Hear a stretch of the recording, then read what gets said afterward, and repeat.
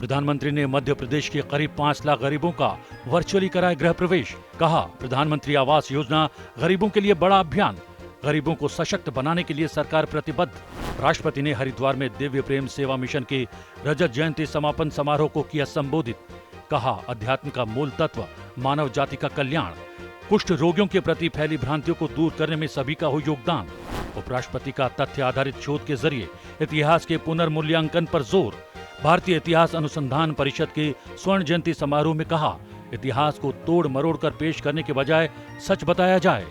लोकसभा अध्यक्ष की तेरापंथ समाज की 7 वर्षीय अहिंसा यात्रा के समापन समारोह में शिरकत। कहा, जैन समाज सदैव मानव उत्थान के लिए समर्पित। यात्रा से सदाचार, नैतिकता, सद्भावना और नशा मुक्ति को मिला प्रोत्साहन। उपराष्ट्रपति ने युवाओं में राष्ट्रवादी मूल्यों को विकसित करने का किया आह्वान। कहा, सांस्कृतिक और भाषाई विविधता को संरक्षित रखना मतलब देश की रक्षा करना। युवाओं को स्वतंत्रता सेनानियों के जीवन से प्रेरणा लेने की आवश्यकता।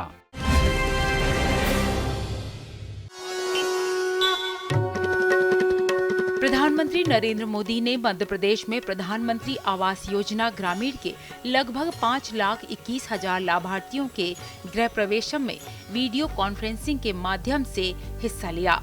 इस मौके पर प्रधानमंत्री ने विक्रम संवत के आगामी नए साल में लाभार्थियों को उनके गृह प्रवेशम के लिए बधाई दी। प्रधानमंत्री ने जोर देकर कहा कि प्रधानमंत्री आवास योजना के तहत गांवों में बने ये 5.25 लाख घर सिर्फ एक आंकड़ा नहीं है। उन्होंने कहा कि 5.25 लाख घर देश में सशक्त होते गरीबों की पहचान है। प्रधानमंत्री आवास योजना के तहत गांवों में बने ये 5.25 लाख घर सिर्फ एक आंकड़ा नहीं है। ये 5.25 लाख घर देश में सशक्त होते गरीब का पहचान बन गए हैं। ये 5.25 लाख घर भाजपा सरकार के सेवा भाव की मिसाल है। ये 5.25 लाख घर गांव की गरीब महिलाओं को लखपति बनाने के अभियान का प्रतिबिंब है। मध्य प्रदेश के दूर सुदूर गांवों में, हमारे आदिवासी अंचलों में गरीबों को ये घर दिए जा रहे हैं। मैं मध्य प्रदेश के लोगों को इन 5.25 लाख घरों के लिए बधाई देता हूं। प्रधानमंत्री ने कहा कि PMAY के तहत घरों में शौचालय, सौभाग्य योजना, बिजली कनेक्शन, उजाला योजना, LED bulb, Ujjwala gas connection और हर घर में जल के तहत पानी का कनेक्शन भी उपलब्ध है, जिससे लाभार्थियों को परेशान नहीं होना पड़ेगा। इस आवास में शौचालय है। इसमें सौभाग्य योजना के तहत बिजली कनेक्शन है। उजाला योजना के तहत LED बल्ब होता है। उज्ज्वला योजना के तहत गैस कनेक्शन मिलता है और हर घर जल योजना के तहत पानी का कनेक्शन भी साथ आता है। यानी गरीब लाभार्थी को इन सुविधाओं के लिए अलग से सरकारी दफ्तरों के चक्कर काटने की जरूरत अब नहीं पड़ती। गरीब की सेवा की यही सोच है जो हर देशवासी का जीवन आसान बनाने के काम आ रही है। इस मौके पर मध्य प्रदेश के मुख्यमंत्री शिवराज सिंह चौहान, संसद सदस्य और राज्य के विधायक भी मौजूद रहे।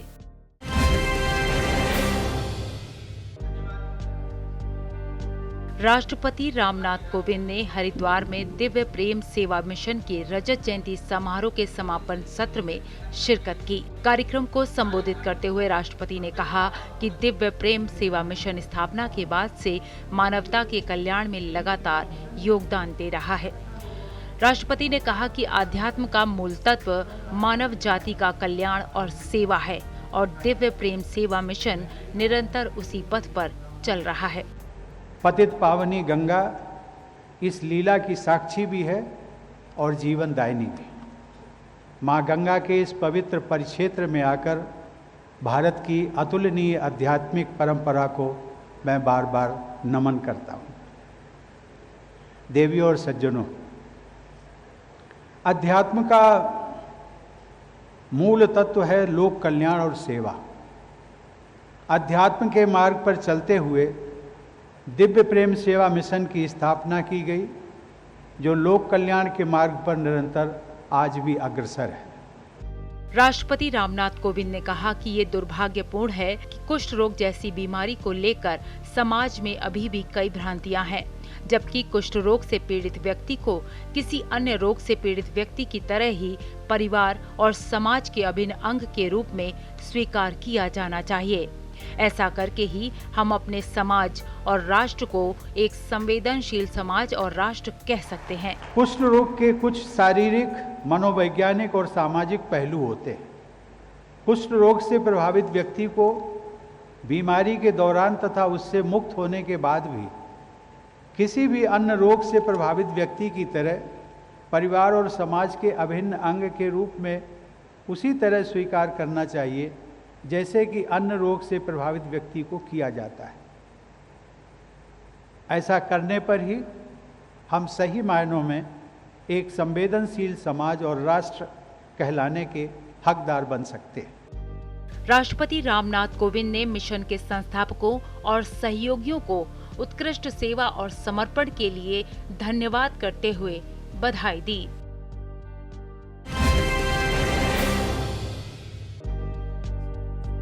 उपराष्ट्रपति एम वेंकैया नायडू ने तथ्य आधारित शोध के माध्यम से भारतीय इतिहास के वस्तुनिष्ठ पुनर्मूल्यांकन का आह्वान किया।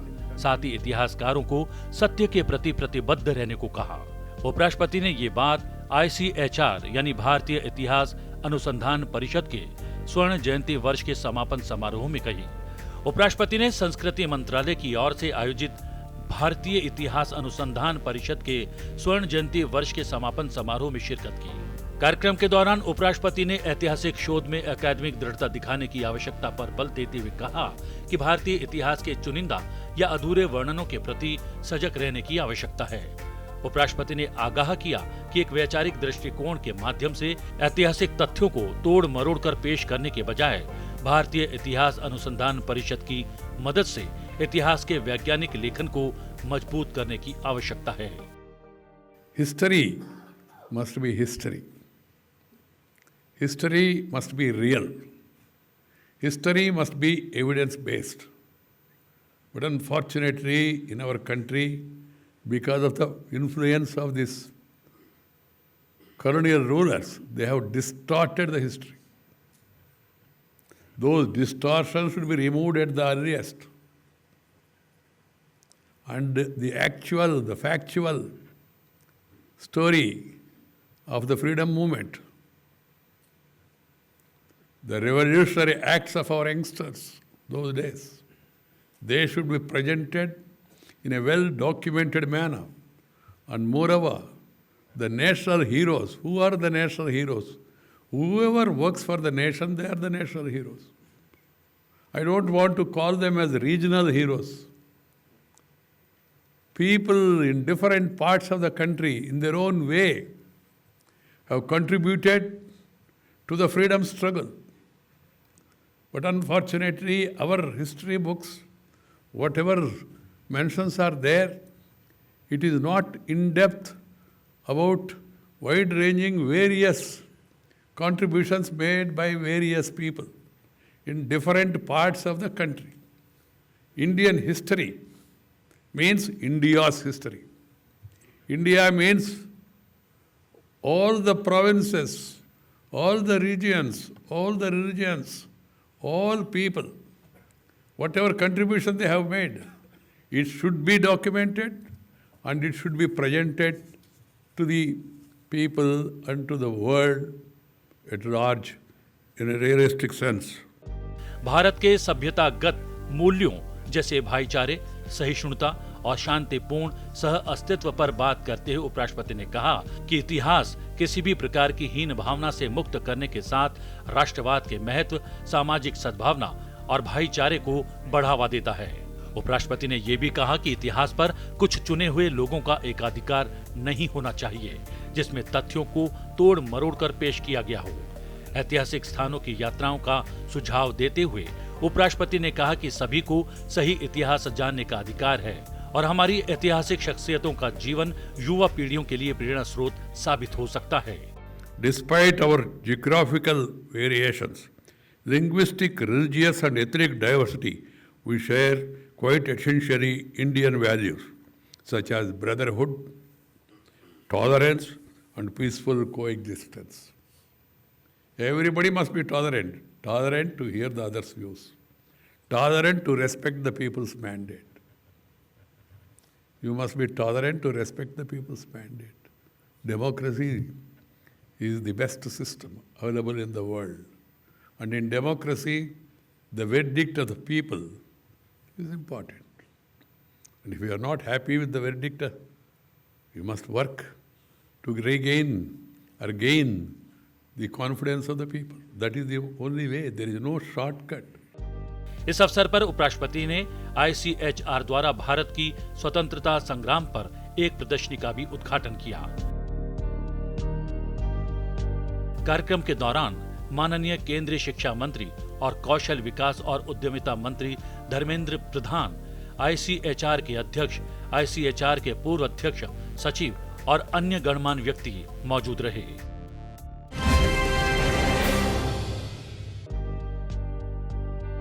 लोकसभा अध्यक्ष ओम बिरला ने दिल्ली के अंबेडकर इंटरनेशनल सेंटर में अमर शहीद हेमू कालाणी के जन्म शताब्दी वर्ष समारोह का शुभारंभ किया। इस अवसर पर लोकसभा अध्यक्ष ओम बिरला ने कहा कि विश्व इतिहास में शहीद हेमू कालाणी जैसे साहसी व्यक्तित्व गिने चुने ही देखने को मिलते हैं। इस अवसर पर लोकसभा अध्यक्ष ने कहा कि क्रांतिवीर हेमू कालाणी देश के नौजवानों के लिए प्रेरणा का स्रोत है। वर्तमान में जरूरत इस बात की है कि देश की युवा पीढ़ी उनके बारे में पढ़े और जीवन का ध्येय समझे। देश के प्रति समर्पित, देश के प्रति, राष्ट्र के प्रति अपना जीवन देने वाले हेमू कालानी जी ने उस समय अंग्रेजों के खिलाफ लड़ाई लड़ी, आजादी के आंदोलन की लड़ाई लड़ी और उनको फांसी के फंदे पर लटकाया। लेकिन उनकी शहादत इसलिए भी याद रहती है कि उन्होंने अपने आप को फांसी पे फंदे पर लटकने का निर्णय करते समय उन्होंने कभी अपने साथियों के नाम नहीं खोले, सारा दोष अपने ऊपर लिया। इतनी कम उम्र में शहीद हेमू कालानी जी का बलिदान आज सारा देश याद करता है। 23 मार्च 1931 को जन्मे शहीद हेमू कालाणी 19 वर्ष की आयु में देश के लिए शहीद हो गए। संसद भवन परिसर में उनकी प्रतिमा भी स्थापित की गई है। संयोग ये भी है कि शहीद हेमू कालाणी का जन्म शताब्दी समारोह आजादी के अमृत महोत्सव के अंतर्गत मनाया जा रहा है।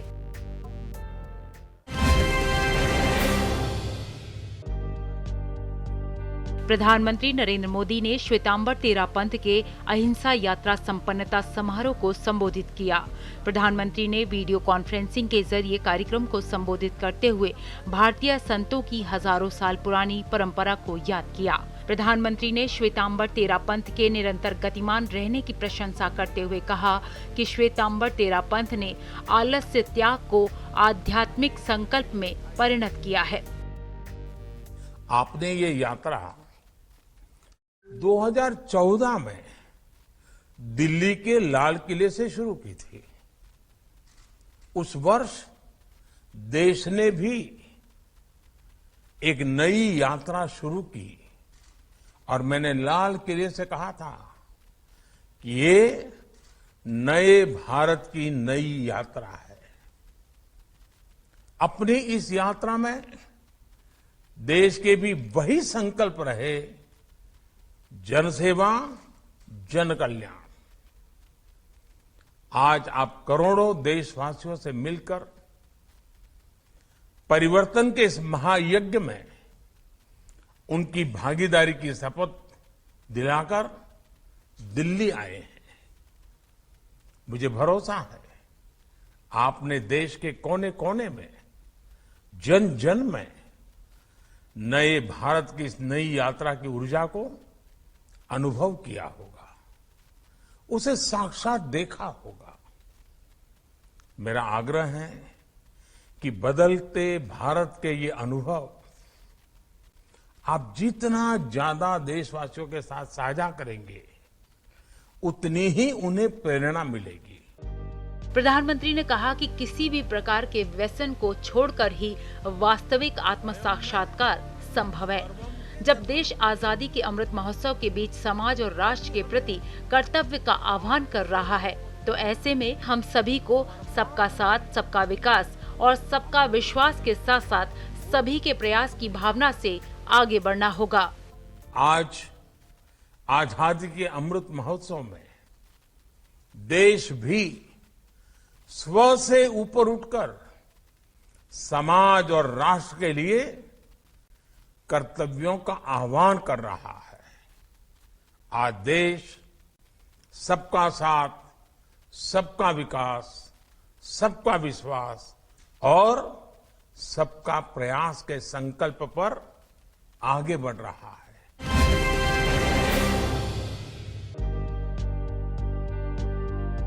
उपराष्ट्रपति एम वेंकैया नायडू ने आंध्र प्रदेश के एक प्रसिद्ध सामाजिक कार्यकर्ता स्वर्गीय सोमपल्ली सोमैया की जीवन गाथा एसपी श्री सोमैया नामक पुस्तक का विमोचन किया। कार्यक्रम के दौरान उपराष्ट्रपति ने कहा कि युवाओं में राष्ट्रवादी मूल्यों को विकसित करने की आवश्यकता है। उपराष्ट्रपति ने कहा कि भारत हमेशा वसुधैव कुटुंबकम के दर्शन में विश्वास करता है। उन्होंने दुनिया भर में सार्वभौमिक भाईचारे की अवधारणा को बढ़ावा देने के महत्व पर प्रकाश डाला। कार्यक्रम के दौरान हरियाणा के राज्यपाल बंडारू दत्तात्रेय, श्री भगैया, अखिल भारतीय कार्य समिति के सदस्य आरएसएस, श्री बालेंद्र पोट्टोरी, अध्यक्ष नवयुग भारती, श्री बुर्ला दक्षिणमूर्ति, तेलंगाना संघ चालक, श्री के श्याम प्रसाद, लेखक और अन्य गणमान्य व्यक्ति उपस्थित थे।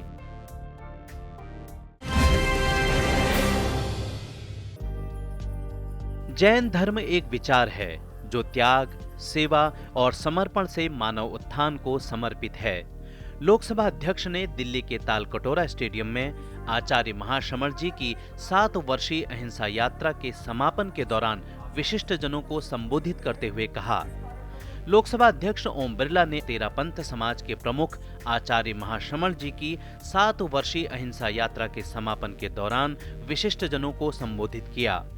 यह स्मरण करते हुए कि 7 साल पहले आचार्य श्री के नेतृत्व में लाल किले से ही यह महान अहिंसा यात्रा आरंभ हुई थी। ओम बिरला ने कहा कि आचार्य श्री का संपूर्ण व्यक्तित्व प्रेरणादायी है, जिससे लाखों लोगों को दिशा मिली है। उन्होंने विश्वास व्यक्त किया कि उनकी शिक्षाओं का प्रकाश चारों ओर फैलेगा और लोग उनके आध्यात्मिक मार्गदर्शन को अपने जीवन में आत्मसात करेंगे। आचार्य जी ने अपने जीवन में अभी तक 52,000 किलोमीटर की यात्रा की है, जो अपने आप में एक ऐतिहासिक है। अहिंसा यात्रा भी उन्होंने 18,000 किलोमीटर की अहिंसा यात्रा की और इस अहिंसा यात्रा में उन्होंने पूरे देश में नहीं, पूरे विश्व के आसपास के देशों के अंदर भी सद्भावना, सदाचार, नैतिकता और नशा मुक्ति के संकल्प के साथ इस यात्रा को किया।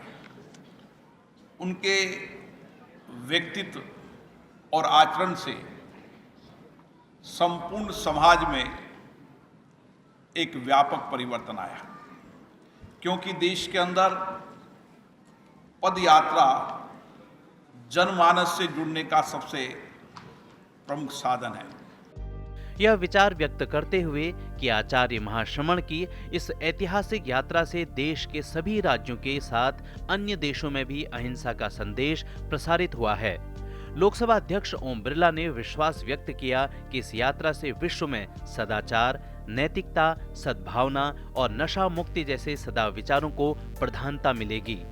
ओम बिरला ने कहा कि इस दौरान आचार्य ने भारत के विविध राज्यों, शहरों और कस्बों का भ्रमण किया और विविध सांस्कृतिक धाराओं और सामाजिक वैविध्य को जोड़ मानवता के कल्याण के लिए मार्ग दिखाया। पद यात्रा के माध्यम से हमें देश के अलग अलग राज्यों, गांव, शहरों की हमारी विविधता वाली संस्कृति, विविधता वाले विचार, विविधता वालों की कल्चर हमें देखने को मिलती है। और आचार्य जी ने उस विविधता को जोड़ते हुए एक संदेश, अहिंसा का संदेश जो भारत के मूल में है, आज दुनिया के अंदर भगवान महावीर का संदेश, अहिंसा का संदेश आज भी दुनिया के अंदर प्रासंगिक है। आपके प्रयासों से दूर दराज इलाकों के अंदर जहाँ उग्रवाद था, जहाँ हिंसा का वातावरण था, उन क्षेत्रों में भी जाकर आपने उग्रवाद और हिंसा वाले क्षेत्रों के अंदर आपके प्रयासों से, आपके विचारों से, आपके ज्ञान से, आपके सत्संग के वहाँ के जीवन में एक आमूलचूल परिवर्तन आया। जैन धर्म के जन कल्याणकारी और अहिंसा से ओतप्रोत स्वरूप का उल्लेख करते हुए ओम बिरला ने कहा कि जैन धर्म एक विचार है जो त्याग, सेवा और समर्पण से मानव उत्थान को समर्पित है। उन्होंने कहा कि जैन धर्म व्यक्ति के स्वयं पर नियंत्रण कर संयमित जीवन का मार्ग दिखाता है, जिसमें समाज कल्याण निहित है।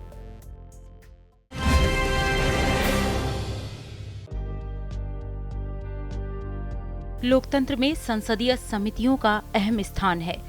समय समय पर संसदीय समितियों की बैठक होती है। बीते दिनों लोकसभा में संसदीय समितियों की बैठक पर नजर डालें तो 23 मार्च को गृह और शहरी विकास संबंधी समिति की बैठक हुई। 23 मार्च को ही अधीनस्थ विधान संबंधी समिति की बैठक हुई। 23 मार्च को ही सांसदों से वेतन और भत्तों संबंधी समिति की बैठक हुई। वहीं 24 मार्च को विशेषाधिकार समिति की बैठक हुई। 24 मार्च को ही अधीनस्थ विधान संबंधी समिति की बैठक हुई। साथ ही अन्य पिछड़ा वर्ग कल्याण संबंधी समिति की बैठक संपन्न हुई। 28 मार्च को लोक लेखा समिति की बैठक हुई। 28 मार्च को ही संचार और सूचना संबंधी समिति की बैठक हुई। साथ ही 28 मार्च को ही सभा पटल पर रखे गए पत्र संबंधी समिति की बैठक संपन्न हुई। वहीं 29 मार्च को अनुसूचित जाति और जनजाति संबंधी समिति की बैठक हुई। 29 मार्च 2022 को ही महिला सशक्तिकरण संबंधी समिति की बैठक हुई। साथ ही 29 मार्च को अधीनस्थ विधान संबंधी समिति की बैठक संपन्न हुई।